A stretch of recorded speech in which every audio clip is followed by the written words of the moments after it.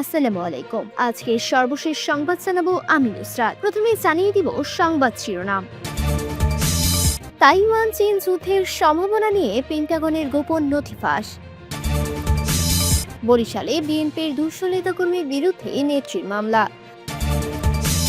School ছাত্রীকে শ্লীলতাহানির অভিযোগে ছাত্রদল নেতা গ্রেফতার।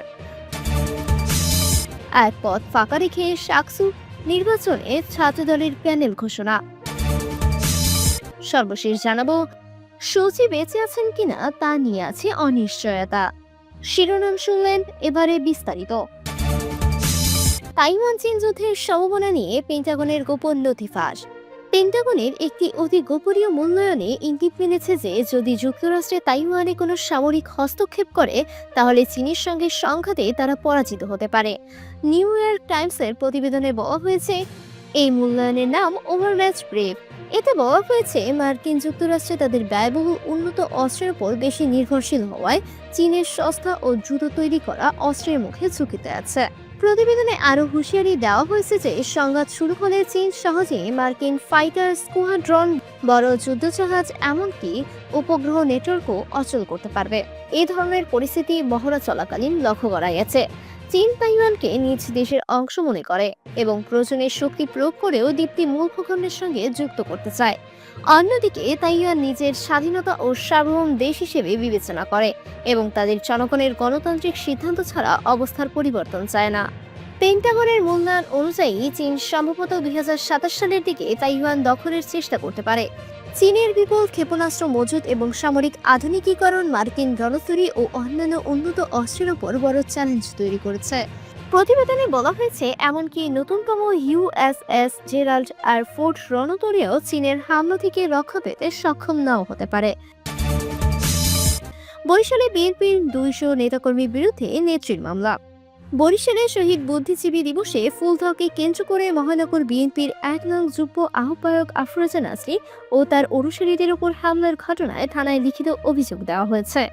রোববার রাতে 200 জনকে আসামি করে কোতোয়ালি মডেল থানায় ওই লিখিত অভিযোগ দিয়েছেন বিএনপি নেত্রী আফরোজা খানম নাসরিন। বিষয়টি নিশ্চিত করেছেন যে কোতোয়ালি মডেল থানার ভারপ্রাপ্ত কর্মকর্তা মামুন উল ইসলাম। তিনি বলেন, বিএনপি 2 গ্রুপের সদস্যদের মধ্যে হাতাহাতির ঘটনায় এক পক্ষ লিখিত অভিযোগ দিয়েছে। বিষয়টি নিয়ে তদন্ত চলছে। ঘটনা সূত্রে জানা যায়, রোববার শহীদ বুদ্ধিজীবী দিবস ফুলদাওকে কেন্দ্র করে হাতাহাতির ঘটনা ঘটে। বিএনপি নেত্রী নাসরিন জানান, বিএনপি চেয়ারপারসনের উপদেষ্টা ও বরিশাল সদর আসনে বিএনপি মনোনীত সংসদ সদস্য প্রার্থী মুজিবুর রহমান সরোয়ারকে অনুসারীরা এই হামলা চালিয়েছে। তবে ঘটনাস্থলে থাকা সরোয়ার অনুসারীরা এই অভিযোগ অস্বীকার করেছেন। বিএনপি নেত্রী নাসরিন বলেন, আমি আমার নেতাকর্মীদের নিয়ে শহীদ বেদিতে ফুল দিতে চাই। তখন ভেতরে অনুসারীদের নিয়ে ফুল দিচ্ছিলেন মুজিবুর রহমান সরোয়ার। তারা বেরোনোর পর ঢুকবো ভেবে আমরা বাইরে দাঁড়িয়েছিলাম।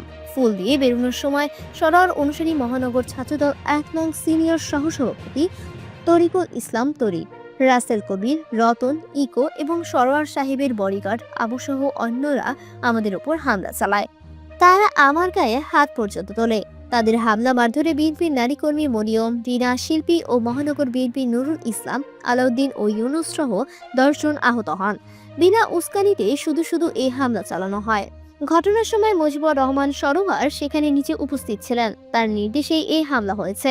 তাই আমি থানায় লিখিত অভিযোগ দিয়েছি। তদন্ত সাপেক্ষে যথাযথ ব্যবস্থা নেবেন আইন শৃঙ্খলা বাহিনী।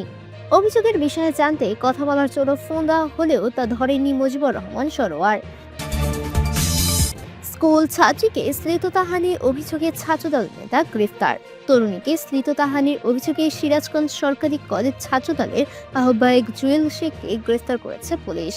রোববার 14 ডিসেম্বর রাতে সিরাজগঞ্জ পৌর শহরে শাহিদনগর ব্যাপারীপাড়া মহল্লার নিজ বাড়ি থেকে তাকে গ্রেফতার করা হয়। জুয়েল শেখ এই মহল্লার মোয়াজ্জেম হোসেনের ছেলে। এর আগে 9 ডিসেম্বর এক তরুণী বিয়ের দাবিতে জুয়েল শেখের বাড়িতে ওঠেন, কিন্তু পরিবারের লোকজন তাকে মারধর করে বাড়ি থেকে বের করে দেন। পরে তরুণীর বড় বোন বাদী হয়ে সদর থানায় মামলা করেন।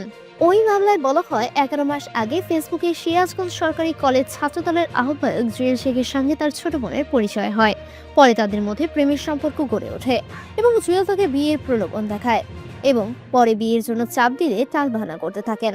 এক পর্যায়ে 9 ডিসেম্বর বিয়ের দাবিতে জুয়েলের বাড়িতে গেলে তার পরিবারের লোকজন বেধড়ক মারধর করে বাড়ি থেকে বের করে দেন।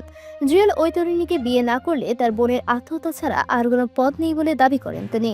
সিরাজগঞ্জ সদর থানায় ওসি শহীদুল ইসলাম বলেন, শ্রীততাহানির মামলায় গ্রেফতার দেখিয়ে জুয়েল শেখকে আদালতের মাধ্যমে কারাগারে পাঠানো হয়েছে। এক পদ ফাঁকা রেখে শাকসু নির্বাচনে ছাত্রদলের প্যানেল ঘোষণা। সিলেটের শাহজালাল বিজ্ঞান ও প্রযুক্তি বিশ্ববিদ্যালয়ের কেন্দ্রীয় ছাত্র সংসদ ছাকসু নির্বাচনে 22 সদস্যের প্যানেল ঘোষণা করেছে বাংলাদেশ জাতীয়তাবাদী ছাত্রদল সাবিপ্রবি শাখা। সম্মিলিত সাস্টিয়ান ঐক্য নামে আসন্ন নির্বাচনী প্যানেলের নাম ঘোষণা করেছেন তারা। 23 পদের মধ্যে 22টি পদ ঘোষণা করা হলেও মুক্তিযুদ্ধ ও গণতান্ত্রিক আন্দোলন সম্পাদক পদে কোনো প্রার্থী দিতে পারেননি তারা। সোমবার 15 ডিসেম্বর দুপুরে বিশ্ববিদ্যালয়ের গোলচত্বরে আয়োজিত এক সংবাদ সম্মেলনে এই প্যানেল ঘোষণা করেন কেন্দ্রীয় সংসদের সাধারণ সম্পাদক নাসির উদ্দিন নাসির। প্যানেল অনুযায়ী সহসভাপতি ভিপি পদে লড়বেন মোস্তাকিম বিল্লাহ, সাধারণ সম্পাদক জিএস পদে মারুফ বিল্লাহ এবং সহ সাধারণ সম্পাদক এজিএস পদে জহিরুল ইসলাম। এছাড়া অন্যান্য পদে রয়েছেন ক্রিয়া সম্পাদক শাকিল হাসান, সহ ক্রিয়া সম্পাদক জিল্লুর রহমান জিলন এবং সাহিত্য ও বার্ষিকী সম্পাদক মোহাম্মদ আসাদুল হক, সাংস্কৃতিক সম্পাদক অমিত মালাকার, ধর্ম ও সম্প্রীতি বিষয়ক সম্পাদক মোহাম্মদ তাজুল ইসলাম, সমাজসেবা সম্পাদক রুবেল মিয়া রাব্বি, ছাত্র বিষয়ক সম্পাদক মাহমুদা রিয়া, স্বাস্থ্য ও পরিবেশ সম্পাদক মোস্তফা আহমেদ, শিক্ষা গবেষণা ও ক্যারিয়ারের ডেভেলপমেন্ট সম্পাদক মুনতাসির মামুন শুভ, তথ্য ও প্রযুক্তির সম্পাদক তারিক রহমান, আন্তর্জাতিক সম্পাদক মোহাম্মদ আশিক। সূচি বেঁচে আছেন কিনা তা নিয়ে আছে অনিশ্চয়তা। মিয়ানমারের কারাবন্দী সাবেক নেতা অং সান সূচির স্বাস্থ্য সম্পর্কে তার ছেলে কিম আরিস গভীর উদ্বেগ প্রকাশ করেছেন। সূচির শারীরিক অবস্থার অবনতি এবং তার সঙ্গে যোগাযোগের অনুপস্থিতির কারণে কিম জানতে পারছেন না তার মা আদৌ বেঁচে আছেন কিনা। রয়টার্সকে দেওয়া সাক্ষাৎকারে কিম বলেন, সূচির দীর্ঘদিনের বিভিন্ন স্বাস্থ্য সমস্যা রয়েছে। গত 2 বছরেও বেশি সময় ধরে কেউ তাকে দেখতে পারেনি এবং তার আইনজীবীদেরও তার সঙ্গে দেখা করতে দেওয়া হয়নি। পরিবারের কাছেও তার অবস্থা সম্পর্কে কোনো তথ্য দেওয়া হয়নি। তিনি আশঙ্কা প্রকাশ করেন তার মা ইতিমধ্যেই মারা গেছেন কিনা।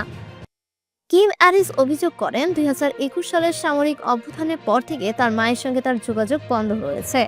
এই সময়ে শুধুমাত্র বিরলভাবে জানা গেছে যে তার মাকে হৃদরোগ, হাড় ও মাড়ির সমস্যায় ভুগতে হচ্ছে। চলতি মাসের শেষে মিয়ানমারের সামরিক জান্তার আয়োজিত নির্বাচনের বিষয়ে কিম বলেন, যদিও তিনি নির্বাচনটি প্রত্যাখ্যান করেছেন, তবে এটি তার মায়ের জন্য কিছুটা স্বস্তির সুযোগ সৃষ্টি করতে পারে। তিনি আরো বলেন, জান্তা প্রধান মিন অং হাইং তার মাকে ব্যবহার করে নিজের উদ্দেশ্য সাধনের চেষ্টা করতে পারেন। তাই মায়ের মুক্তি বা গৃহবন্দী অবস্থায় রাখা অন্তত কিছুটা স্বস্তি দিতে পারে। মিয়ানমারের সেনাবাহিনী অতীতে গুরুত্বপূর্ণ দিন বা জাতীয় দিবসে বন্দীদের মুক্তি দেওয়ার নজির রেখেছে। নোবেল শান্তি পুরস্কার বিজয়ী সূচি 2010 সালে নির্বাচনের কয়েকদিন পর মুক্তি পেয়েছিলেন। 2015 সালের নির্বাচনের পর তিনি প্রায়শই মিয়ানমারের নেতৃত্ব ছিলেন। তবে রাখাইন রাজ্যে রোহিঙ্গাদের বিরুদ্ধে সহিংসতার কারণে তার আন্তর্জাতিক খ্যাতি ক্ষতিগ্রস্ত হয়।